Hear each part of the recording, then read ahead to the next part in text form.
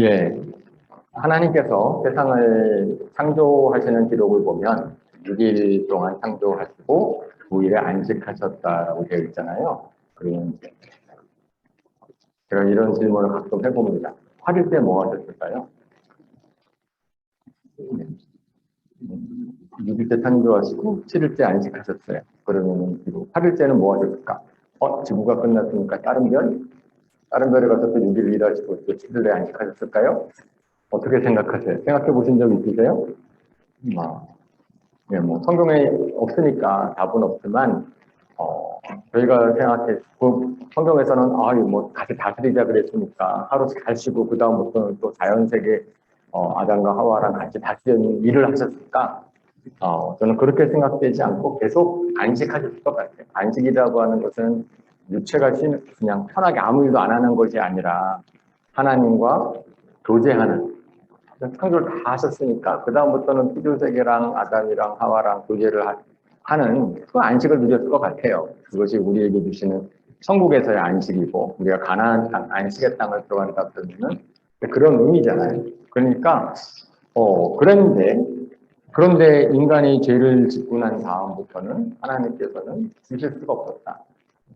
그렇게 성경은 말씀을 하고 있는 것 같습니다. 오늘 본문은 예수님께서 베데스다라는 목가로 가서 그래서 38년 동안 중풍병자 병을 앓고 있는 사람들을 고치는 장면, 바로 그 이후에 나온 기록입니다. 예수님께서 안식일에 유대인들이 전 안식에 일을 했다라고 지금 비난하는 건데 예수님께서 뭐라 그러셨어요? 아버지께서 일하시네 나도 일한다. 하나님이 안식일에도 일하신다라고 되어 있거든요. 안식일을 주는 거라고 사람들은 하나님께서 계명을 주셨는데 하나님 당신은 일하시고 계신다 라고 얘기하고 있고 예수님이 일하시고 계신다라고 얘기하고 있습니다. 사람이 만들어낸 신은요, 사람이 만들어낸 신은 사람을 위해서 일하지 않습니다. 그죠? 사람들은 신이 공정하다고 한다면은 그냥 사람이 해놓은 결과를 보고서 판정하는 거에 너는 잘했고 너는 못했고 그러니까 잘한 사람한테 상 주고 이걸 사람들이 생각하는 공의죠. 그러니까 이것이 참 공정하다라고 생각하기 때문에 만약에 신이 누군가를 위해서 일하기 시작하면 문제가 생겨요. 공정성에 문제가 생깁니다. 일을 하는 신이 심판까지 하고 판단 내리는 것 자체가 그러니까 사람이 만들어내는 신의 개념 속에서는 신이 사람을 위해서 일할 수가 없어요.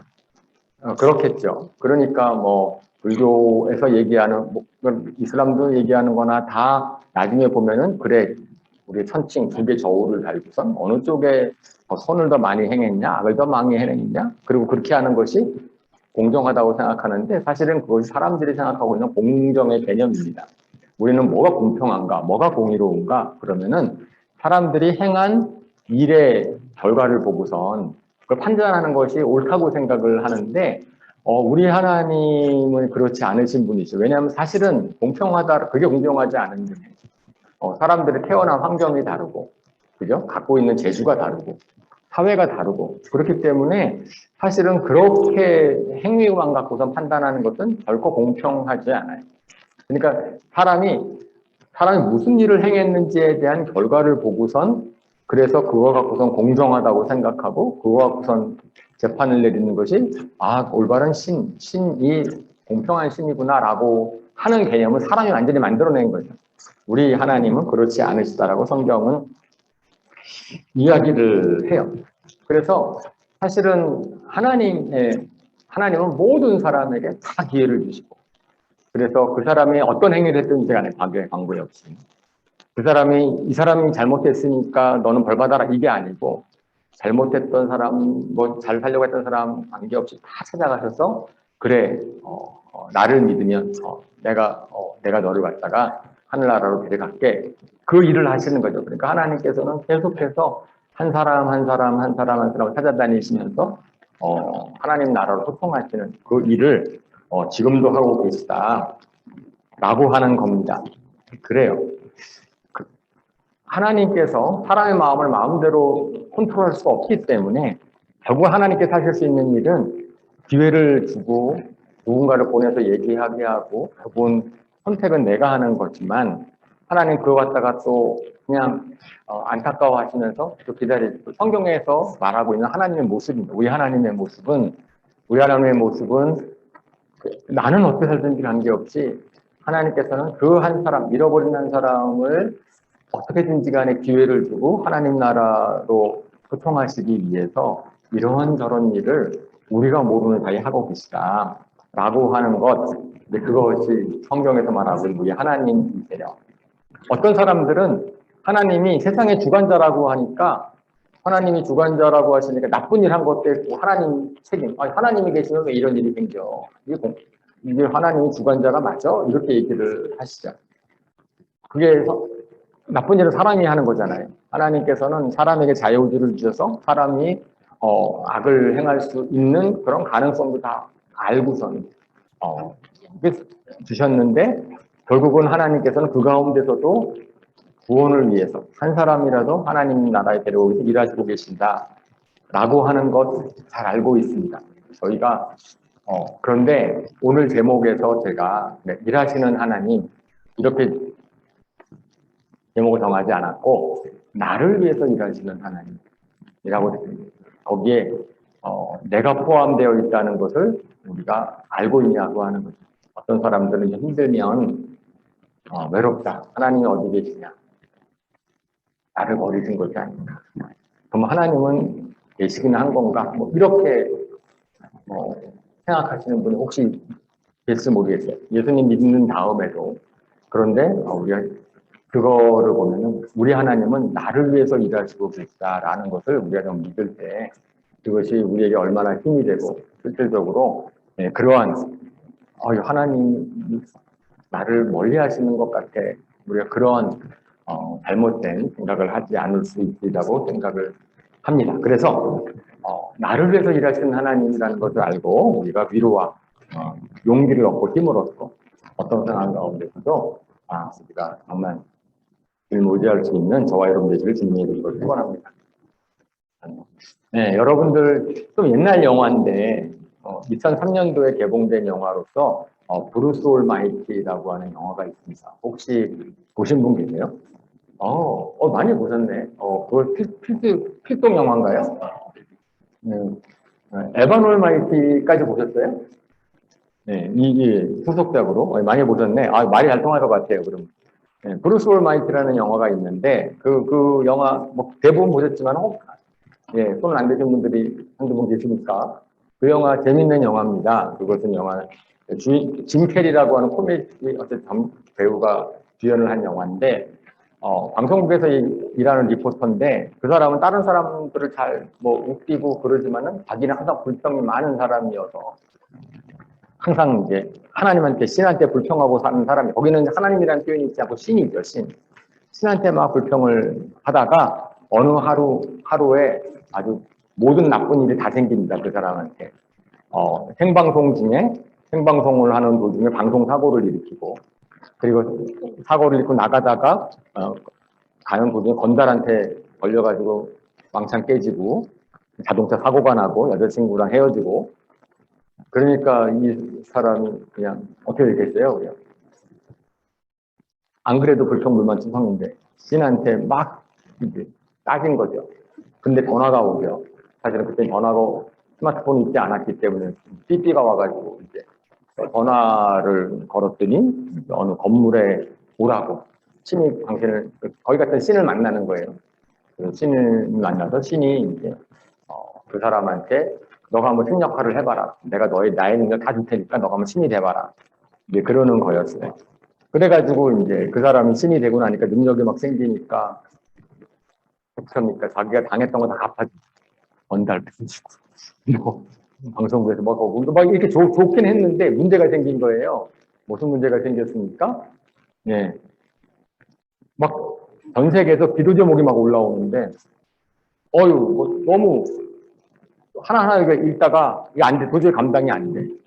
그래가지고 어떻게 해요? 우리 일괄결제라는 게 있어요. 보통 일괄결제 모든 기도를 다 응답하는 거예요. 다 응답을 했더니 어떤 일이 발생을 했겠습니까? 난리가 난 거죠. 난리가 났죠. 그냥 폭동이 나는 거예요. 서로 사람들이 서로 자기 이익을 구하는 기도를 했더니 똥이 나가지고 나중에 이제 그 사람이 이제 뭐죠? 신되기를 포기하는. 미리 신되는 게 어려운 줄 몰랐다. 그러니까 그 영화의 주제랑은 사실은 제가 그 영화 예를 든 거는 뭐냐니까 우리의 기도를 들어주신다라는 것 자체가 신한테는 엄청난 우리가 이제 생각해 따지고 보면은 그 자체가 일인 거거든요. 아니 하나님께서 창조주 하나님께서 각 사람 한 사람 한 사람들의 기도를 들으시고 와 거기에 관심을 가지시고 뭘 한다? 그 예스라는 대답이 안 나와도 기도를 들으시는 것 자체가 큰 일이죠. 하나님 입장에서 볼 때. 창조주 하나님이 내 기도를 듣고 계신다. 라는 것. 와. 그래서 우리가 하나님이 나를 위해서 일하신다라는 것을 우리가 얼마나 실감하고 있는가. 하나님이 나를 위해서 일한다는 걸 우리가 어떻게 알 수 있지? 그 전능하신 하나님께서 예. 그럼 한번 생각해 보죠. 하나님께서 일하시는 걸 어떻게 알 수 있을까? 아마 첫 번째로 우리가 알 수 있는 방법은 방금 이제 영화에서 제가 예를 들어서 기도해 보면 알 것 같아요. 우리가 기도를 해가지고 하나님 정말 들으시나? 거기에 응답하시나? 그것은 하나님이 나를 위해서 일하시고 계신 하나님이시구나라는 거이겠죠. 근데 아까 영화에서 얘기한 것처럼 우리는 보통 어떻게 생각하냐면은 내가 기도를 했는데 예스라는 응답이 나오면 하나님이 나를 위하시는 것 같고 예스가 안 나오고 노라든지 안 하시는 것 같으면은 하나님 일 안 하시는 것 같은데 그 영화가 전부 다 예스라고 나오면은 큰일 나는 거잖아요.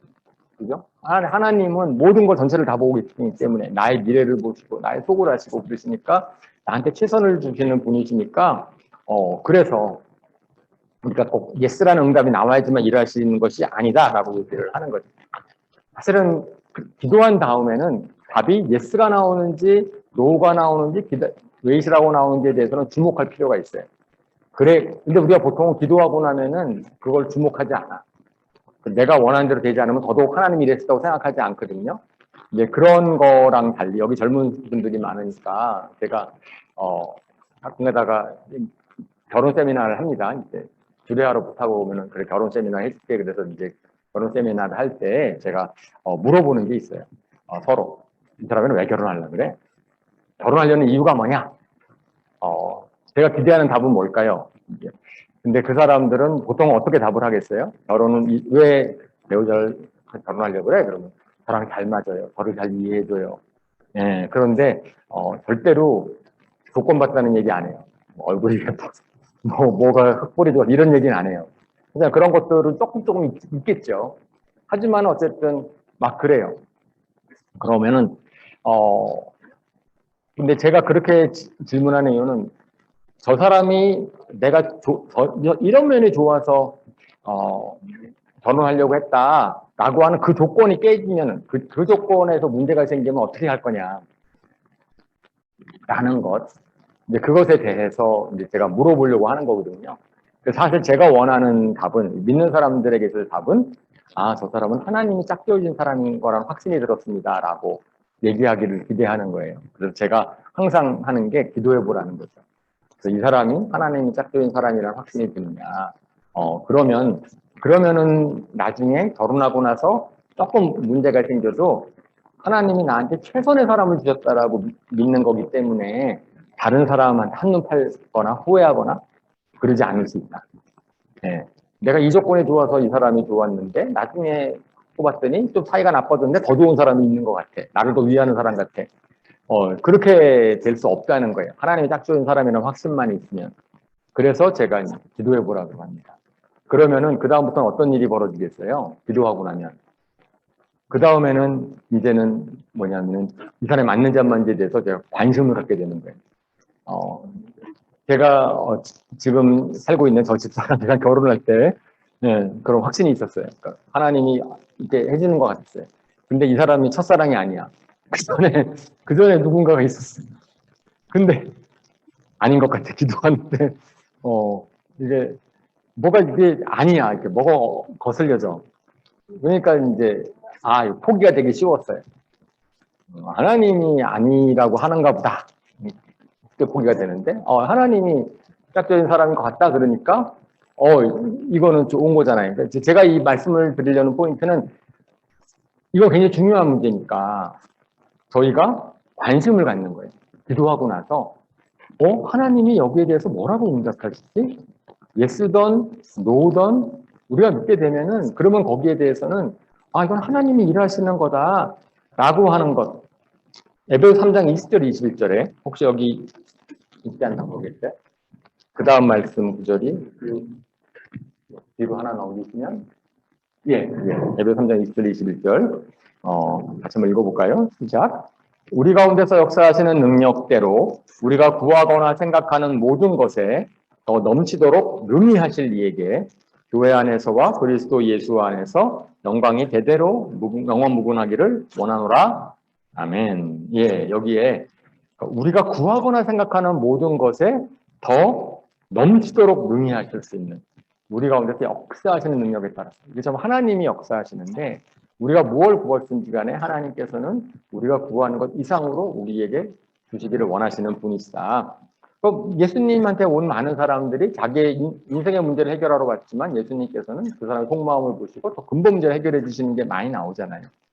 그런 분이시다. 하나님께서는 우리의 기도를 들으실 뿐 아니고 그 다음에는 우리가 관심만 가지면 우리가 기도하는 것에 대해서 하나님이 어떻게 응답하시는지에 대해서 계속 관심 갖고선 하면은 알게 될 거라는 거예요. 하나님이 정말 나의 기도를 들으시는 분이구나. 첫 번째, 우리가 기도를 하고 나서 기도 응답에 주목을 함으로써 하나님이 정말 나를 위해서 일하시고 분이라는 것을 우리가 알 수 있게 되는 거죠. 자, 두 번째, 또 사람들이 많이 알게 되는 통로는 뭐냐니까 그것은 하나님께 다른 사람을 보내셔서 나를 돕게 하시는 거예요. 하나님이 다른 사람을 보내셔서 나를 돕게 하신다. 라고 하는 것을 통하여서 우리가 하나님이 나를 통해서 일하시는구나 라는 것을 알 수 있는 어떤 사람이 나를 도와줬는데 그러면 그 사람이 나를 도와준 그 사람도 감사하지만 실질적으로는 나를 도우라고 보내준 하나님이 더 감사한 거죠. 이와 관련된 간증들이 참 많은데 대표적으로 널리 알려져 있는 것이 이게 조지 뮬러라는 분이 아시죠? 19세기 영국에 살았던 목사님이시 고아원을 운영하면서 그분은 한 번도 다른 사람에게 손을 대지 않고 항상 하나님한테 기도했다. 그래서 정말 먹을 게 당장 떨어져서 내일 아침에 뭘 주지 못할까 그래서 하나님께 기도하면 그 다음날 아침에 누군가가 먹을 걸 갖고 오는 거예요, 고아원에. 그러면서 그 사람의 간증이 뭐예요? 자기가 기도하는데 하나님께서 그 고아원에 갖다 주라 그랬다. 그래 갖고 왔다는 거예요. 그러면은 조지 밀러는 기도의 사람, 5만 번 기도에 응답받은 분으로 유명한데 그분은 하나님께 기도했는데 하나님이 어떤 사람을 보내서 그래서 그 사람을 통해서 고아원이 애들이 살게 됐잖아요. 그러면은 조지 밀러는 하나님이 정말 이걸 이끄시는 분이라는 걸 갖다가 증거하고 싶은 거죠. 그렇게 하나님께서 살아계신 분이시고 고아원을 운영하시는 분이 하나님이시다라는 것을 알려주고 싶었다. 그분의 간증이죠.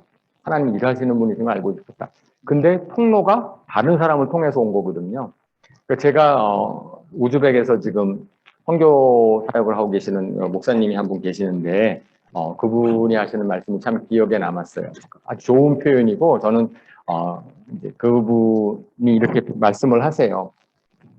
나의 순종이 누군가의 기도 응답이 되기를 바란다.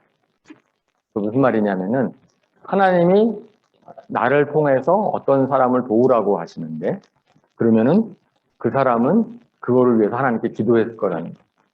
그 문제가 정말 힘드니까 하나님한테 기도했을 때 그러면 동일한 그 사람의 필요를 채워주라고 누군가 다른 사람에게 하나님이 감동을 준다는 거죠. 그러면 내가 그 감동에 순종을 하면 그러면은 그 사람 기도한 사람은 하나님이 자기를 위해서 그 사람을 보내셨구나라는 것을 알게 되는 거죠. 그런 게 있기 때문에 그 선교사님은 자기가 좀 피곤해도 힘들어도 누군가가 그것을 위해서 하나님께 기도했겠구나. 기도하고 있겠구나. 라고 생각을 하신다고 하시는 게 저한테 참 감동이 됐고 맞다는 생각이 들었습니다. 사실 38년 된 병자, 중풍병자가 나음을 입은 것도 하나님이 예수님을 보내신 거죠. 그죠? 예수님께서는 아버지가 이러시니 나도 이란다. 나는 내 마음대로 하는 것이 없다 그랬으니까 하나님이 예수님한테 가라고 했고, 그럼 예수님이 가서 38년 된 병자를 고쳤어요. 사실 38년 된 병자는 자기가 병이 나은 다음에는 당연히 자기 병을 낫게 한 하나님한테 영광을 돌렸어야 되는데, 아쉽게도 요한복음 5장에는 그런 기록은 없어서, 그래서 야, 이게 병이 낫지만 우리의 초점이, 그러니까 나는 실질적으로 많은 사람의 도움을 받고 살고 있는데, 사실은 우리가 그 많은 사람의 도움을 받는 과정 중에서 나를 위해서 일하시는 하나님을 보지 못하고 그냥 넘어갈 수 있다는 거예요. 38년 병자가 나는 병이 나는 것에 기쁘고, 그리고 뭐 도와주는 하여튼 그 사람한테 감사할 수는 있는데, 실질적으로는 하나님이 그 사람한테 기회를 준 거거든요. 하나님이 일하시고 계시는 거거든요. 너가 이렇게 은혜를 받고 있으니까 너가 나를 믿어야 되지 않겠냐? 라고 이야기를 하는 거예요. 그러니까 실질적으로 우리가 정말 하나님이 나를 위해서 정말 일하신다라는 것을 믿는다면, 알게 된다면, 다른 사람의 도움을 우리가 헛되게 넘겨가지 않을 겁니다. 그 사람도 감사하지만 그 사람들을 통해서 역사하시는 하나님, 나를 위해서 일하시는 하나님일 수 있는 거죠. 왜냐하면 저도 기도하다가 가끔가다 누군가를 도와주라는 감동을 받을 때가 있거든요. 그러면 제가 하는 거예요. 그죠? 그러면은 저는 제가 잘나서 아주 마음이 좋아서 그러는 게 아니에요. 저는 단지 하나님의 감동받은 대로 한 거죠. 그러면 바라는 것은 그분이 하나님을 경험하기를 바라는 거예요. 저한테 고마워하는 것보다 저를 통해서 일하고 계신 하나님을 경험하게 되는 거죠. 그리고 그러니까 기도를 통해서, 다른 사람을 통해서, 그 다음에 또 세 번째 우리가 쓸 수 있는 통로로서는 상황을 바꿔주세요. 때로는 우리가 막 어떤 문제에 닥쳤을 때 우리가 생각할 답이 안 나와. 어떻게 할지 모르는데 그냥 상황 자체가 바뀌어서 문제가 해결되는 경우가 많이 있죠. 실질적으로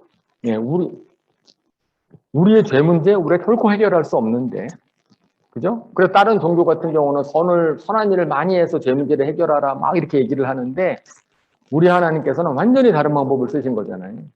그러니까 예수님을 우리 죄를 대속해서 죽게 하시고, 그 다음에 그걸 믿기만 하면은 문제 해결된다.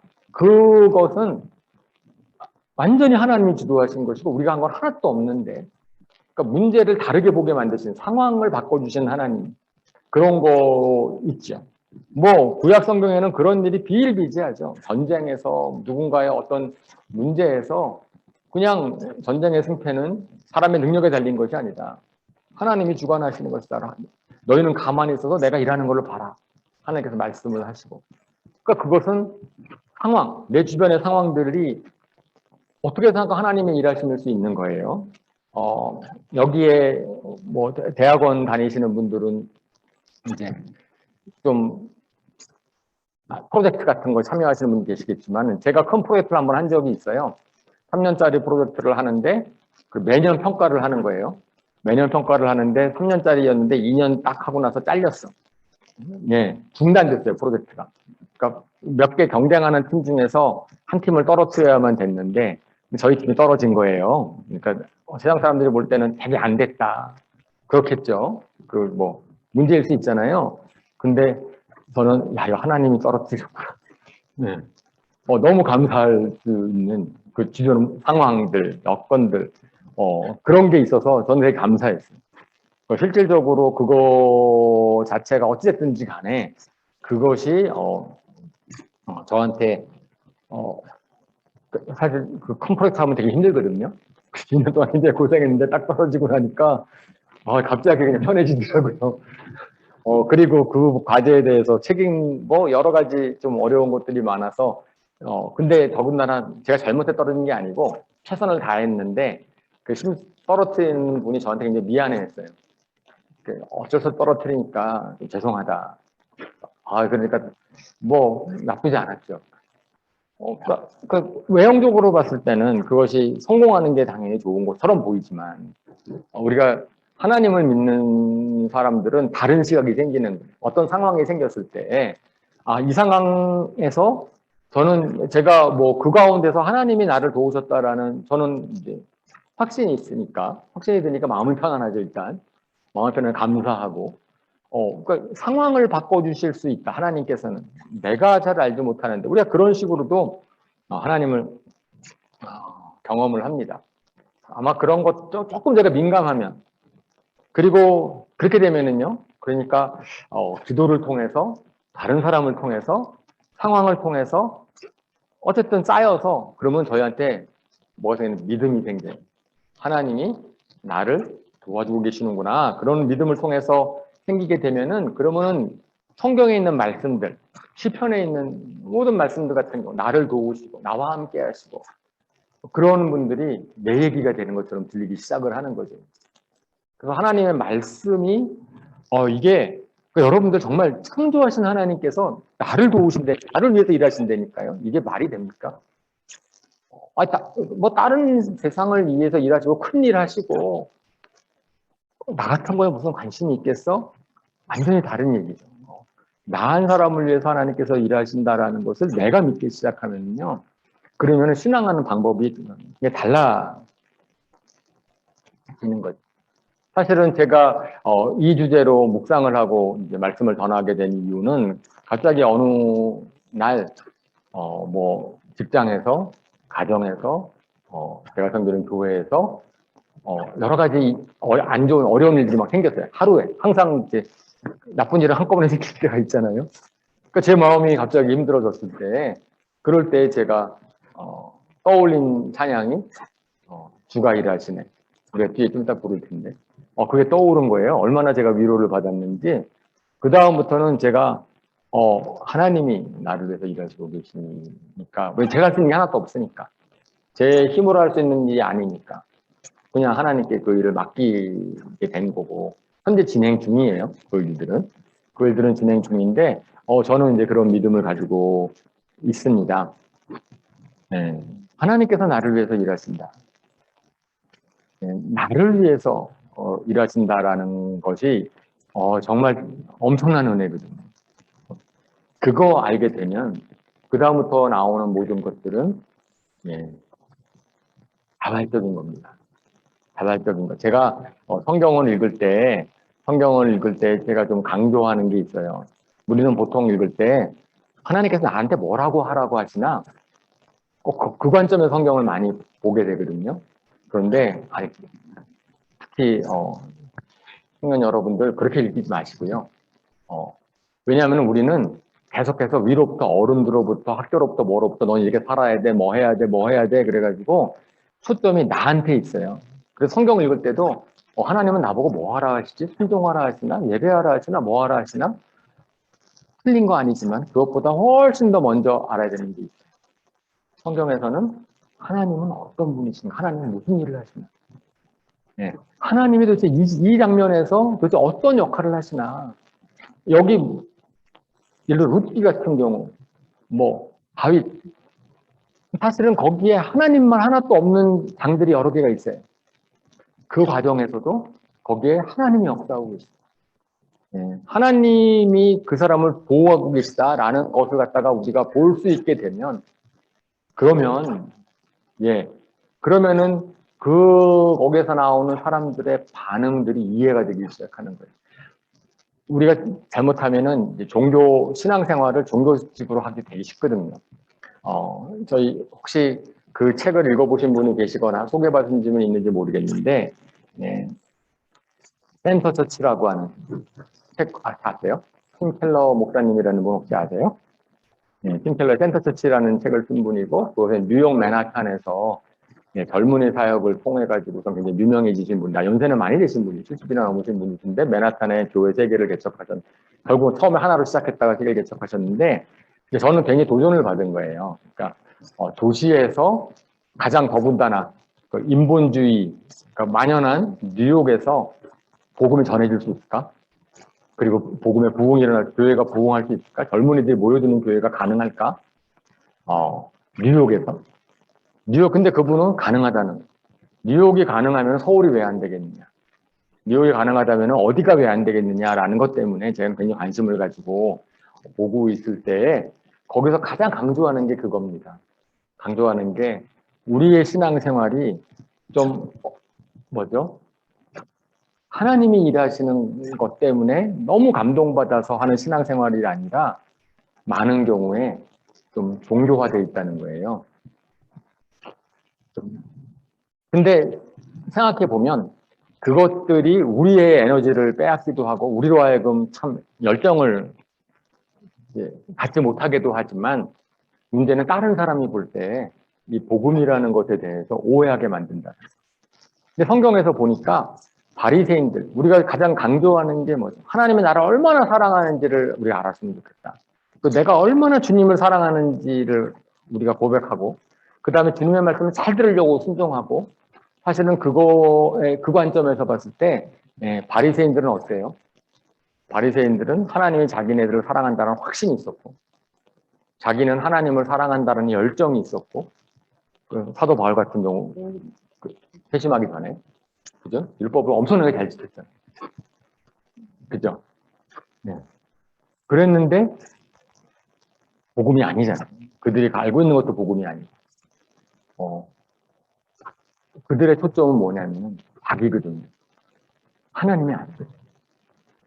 그러니까 우리가 하나님이 무슨 일을 하시고 하나님이 뭘 원하시고 하나님이 뭔지를 알지 못하고 그냥 내가 가지고 나는 뭐 해야 되지? 나는 잘하고 그러니까 바리새인 같은 경우는 자기가 이렇게 열심히 살았으니까 하나님이 자기를 보상해 줄 것이라고 생각을 했을 수 있겠죠.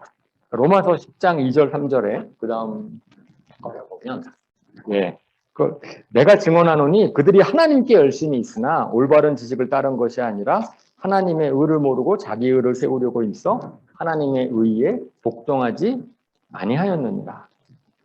자기 의가 쌓여졌어. 하나님을 열심히 믿으면 믿을수록. 하나님, 성경에서 하나님은 나한테 뭘 하라고 하시지?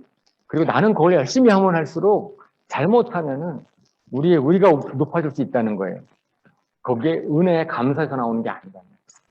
은혜 때문에 내가 자발적으로 하는 게 아니라는. 그러니까 바리새인들이 하나님의 은혜가 커서 자발적으로 신앙생활하는 게 아니고 그냥 정통해서 그렇게 하라고 하니까 신앙생활 하다 보니까 자기가 높아지고 그러다 보니까 문제가 생겼어요. 하나님을 오해하게 만들었어요. 그래서 예수님이 화가 나셨죠. 마태복음 23장 13절에 이렇게 말씀을 하세요. 예수님께서 화 있을진저 서기관과 바리새인들이여 너희는 천국문을 사람들 앞에서 닫고 너희도 들어가려고 하지 않고 들어가려고 하는 자도 들어가지 못하게 하는 거다.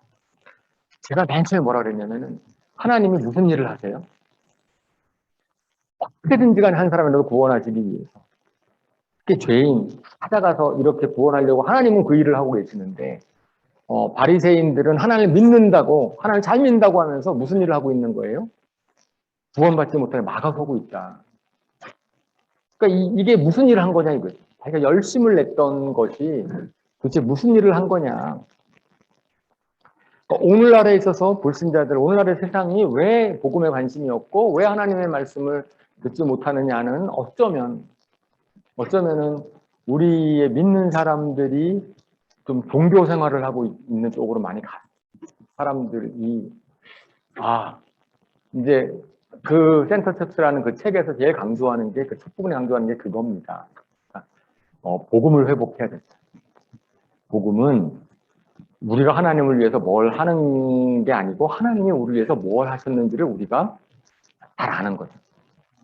그렇게 되면 정말 감사할 수밖에 없는 거다. 거기에서 우리의 헌신들이 나오는 거예요. 그렇게 되면은 우리가 뭘 해도 그것은 다 너무나 하고 싶어지는 일이에요. 하나님이 나를 위해서 그렇게 하셨다면 나는 주님을 위해서 그렇게 살았으면 좋겠는데 우리가 하나님이 나를 위해서 하는지 잘 모르고 너는 그렇게 살라고 하니까 그 초점이 우리 쪽에 맞춰지기보다 그 나중에 적용은 당연히 그렇게 해야 되는데 그러니까 하나님이 무슨 일을 하셨는지 우리가 좀 관심을 하자. 우리 하나님을 좀 더 알자. 하나님이 나를 위한 어떤 분인지를 알자. 사실은 이게 하나님의 창조 원리죠. 사람은 은혜를 받아야 변합니다. 은혜 받지 않고선 변하지 않아요. 속마음은 안 바뀌잖아요. 사랑을 받아야 변하고 은혜를 받아야 변하고 그렇게 되려면 하나님이 정말 나를 위해서 어떠한 얼마나 나를 위하시는 분이 애쓰시는 분이 일하시는 분이신지 학교 잘하시는 것처럼 그 학교가 갑자기 예수님 만나자마자 절반 재산의 절반 여기 뭐 있긴 있을 건데 누가복음 19장 8절에 예, 말씀이 있죠. 예, 학교가 죽게 말했다. 주님 보십시오. 내 소유의 절반을 가난한 사람들에게 주겠습니다. 또 내가 누구에게 강제로 빼앗은 것이 있다면 내 배로 하여 갚아주겠습니다. 예, 저런 고백을 어떻게 나오게 합니까? 뭘 해야 저런 고백이 나오겠어. 근데 저것은 딱 하나 자기를 만나주신 예수님이 자기를 만나셨다라는 거 딱 하나 알고 나서 나온 거거든요. 그러니까 저는 마찬가지. 하나님이 나를 구원하시기 위해서, 나를 이 자리에 이끌시기 위해서 우리가 그걸 바로 안다면 그런 저런 고백을 할 수 있게 될 거다. 우리 스스로도. 우리 스스로도 저런 고백을 하게 될 거다라고 하는 거예요. 자기들 드린 헌신까지 하게 된다라고 하는 거예요. 그렇기 때문에 우리가 제가 하나님이 나를 위해서 일하시고 계시다라는 것을 상투적으로 그냥 듣는 거로 알지 말고 정말 우리가 알았으면 좋겠어요. 실감했으면 좋겠어요. 기도를 통해서 다른 사람 그걸 우연이 아니고 나를 위해서 보내주는 분이 있고 상황을 바꿔주시는 분이 있고 그죠? 때로는 그렇게 되면 이제 하나님의 말씀이 나도 레마의 말씀으로 다가오기 시작을 한다라고 하는 겁니다. 그렇게 되면은요, 그 다음에는 아까 제가 말씀을 드리는 것처럼 이제는 하나님께서는 우리로 하여금 하나님의 일에 우리를 동참시키길 원하죠. 같이 일하자, 동역하자 이렇게 얘기를 하시는 거예요. 그래서 하나님의 이제 끝으로 제가 간단하게 하나님의 일에 동참하는 두 가지 길이 아주 쉬운 길이 있는데 첫 번째 길은 뭐냐니까 내일을 주님께 맡기는 거죠. 내일이 주님의 일이 되게 하는 거예요. 내일이 주님의 일이 되게 하는 것. 마태복음 11장 28절에 30절 너무나 잘 아는 말씀 같이 읽어볼까요? 시작. 수고하고 무거운 짐진 자들아 다 내게로 오라. 내가 너희를 쉬게 하리라. 나는 마음이 온유하고 겸손하니 나의 멍에를 보고 내게 배우라. 그리하면 너의 마음이 쉼을 얻으리니 이는 내 멍에는 쉽고 내 짐은 가벼우니라 하시니라. 예. 우리의 일로 지쳐서 힘든 사람들, 수고하고 무거운 짐진 사람들한테 예수님께서 내가 쉼을 주겠다. 그러면서 내 멍에를 매자 라고 이야기를 하고 있습니다. 그렇지 않아도 가정일로, 학교일로, 공부, 뭐 여러 가지 일로 교회 일로 바빠 죽겠는데 하나님의 일을 또 하라는 그 말씀이 아니시고 우리가 하는 모든 것들이 하나님의 일이 되게 하자. 우리가 하는 공부가, 우리가 하는 연구가, 우리가 하는 직장 일이 그렇게 하는 일이 하나님 일이 될 수 있다는 거예요. 왜냐하면 하나님께서는 나를 통해서 다른 사람을 구원하기를 원하시는데 내가 공부하는 목적, 내가 직장에서 살아가는 목적, 그것이 하나님의 나라를 소개하고 확장하고 하나님의 나라를 좀 알려주기를 원하고 동료들한테 나중에 제가 가지고 있는 은사나 기술을 가지고선 또 일을 도우려고 하고 우리 사는 목적들이 그게 바뀌게 되면 근데 그것이 예수님께서 말씀을 하시기를 내 멍에를 매는 거다. 근데 그것은 내 멍에는 쉽고 가볍다. 멍에라는 것은 그거잖아요. 예수님이 이끄신 대로 따라가는 거잖아요. 그러니까 저도 그래서 매주일 이제 우리 믿음 학생들이랑 연구실에서 같이 믿는 학생들이랑 같이 기도회를 하는데 그때마다 우리 연구를 하나님께 올려드리는 기도를 하거든요. 그러니까 이 연구의 결과를 주님께 맡겨요. 주님이 어떻게 하시든지 간에 그것은 하나님 일이 됐으면 좋겠습니다. 근데 이제 그런 기도를 매번 드리고 있어요. 그러면 좀 편해져요. 연구 결과가 잘 안 나와도 뭐 괜찮고 뭐 그런 것들에 대해서는 어쨌든 우리는 드렸으니까 하나님께 드려서 하는 거니까 우리는 최선만 다하면 되는 결과는 주님께서 주시겠죠. 그 다음에 그 첫 번째로는 공부도 내가 하는 공부도 내가 하는 연구도 내 직장 생활도 이것을 하나님의 일이 되게 하도록 할 수 있다는 거예요. 하나님께 드리면. 그다음에 두 번째 방법은 섬기는 교회 사역에 동참을 하는 겁니다. 하나님께서는 예수님이 머리이신 교회를 통해서 우리 한 사람 한 사람을 우리는 한 사람 한 사람 할 수 있는 일이 별로 없어서 하나님께서는 교회를 통해서 일을 하시거든요. 교회를 통해서 하시는 일이 많은데 거기에 동참하도록 해요. 제가 요즘에 이제 많은 교회들이 다음 세대들, 그러니까 MZ 세대들 아니면 이제 알파 세대 이런 세대들을 갖다가 하나님의 자녀로 잘 세우고 하는 것을 굉장히 노력을 많이 하거든요. 그럴 때 젊은 청년들의 도움 정말 많이 필요합니다. 그래서 헌신, 그들이 그 사역에 같이 참여해 주면은 정말 좋겠다. 라는 생각이 들어서 아마 섬기는 교회마다 그런 니드가 있을 거예요. 필요가 있을 거예요. 그럴 때, 이것이 정말 하나님의 일에 참여하는 가장 쉬운 방법일 수 있겠다라고 생각하면은 그 여러분들이 도움을 줬으면 좋겠어요. 유년주일 학교가 없어지고 있다는 교회가 많다고 하는데 그거 안 좋잖아요. 유년주일 학교 살리면 좋겠죠. 네. 그래서 저희 그러니까 태민대 섬기는 교회가 아주 이제 좀 다음 세대 사역을 이게 어쨌든 잘 하고 있는 계기가 된 게 있는데 뭐냐면 대학원생들이 유년주일 학교에 굉장히 헌신을 했어요. 그래서 아이들이 사역을 잘하니까 아이들의 부모님들이 너무 좋아해요. 너무 고마워하는 거예요. 그래서 부모 세대들이 아이들의 부모님들이 대학생들을 너무 잘해줘. 그러니까 모든 세대가 다 좋은 거예요. 대학생들은 위에서 너무 잘해주니까 너무 고맙지.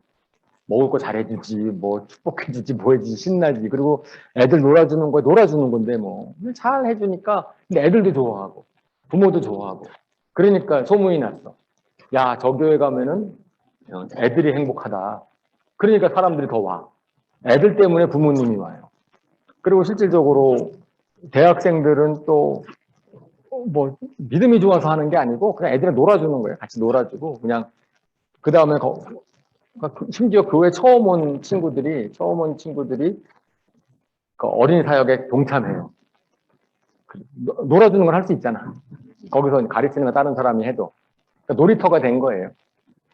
뭐 그런 게 참 좋은 모델이겠더라고요. 그래서 제가 우리 그런 일들 정말 다음 세대가 없어지는 교회에서 대학생 청년들이 거기에 좀 도움을 주면은 다음 세대가 살아날 수 있겠구나 라는 생각도 좀 하는 거죠. 그렇습니다. 이제 보건 끝으로 적용으로 말씀을 드렸고 이제 말씀을 좀 정리하도록 하겠습니다. 네, 우리 하나님은 일하시는 하나님이시죠. 그래서 하나님의 나라를 예수님이 오심으로 인해서 시작하시고 다시 오실 때까지 완성하시고 그 가운데서 하나님의 모든 일을 갖다가 주도하시고 하시는 그 하나님이십니다. 그런데 그 하나님이 나를 위해서 일하시고 있다라는 것을 하나님 우리가 알기를 원하세요. 그래서 그것을 경험하기 위해서 기도를 통해서 다른 사람의 도움을 상황의 변화를 아니면 말씀의 레마의 말씀을 통해서 우리가 느껴질 때 정말 그러면 우리 영이 살아날 겁니다. 하나님이 정말 도우신다는 것을 우리가 믿기만 하면 확신하기만 하면 그러면 우리가 힘이 생기고요. 힘이 생기고 거기 헌신하게 되고 그렇게 되고 그러면 하나님이 일하실 거예요. 교회를 통해서 그다음에 우리 자신을 통해서 우리 학교에서 어디서든지 그런 일을 행하실 것을 믿습니다.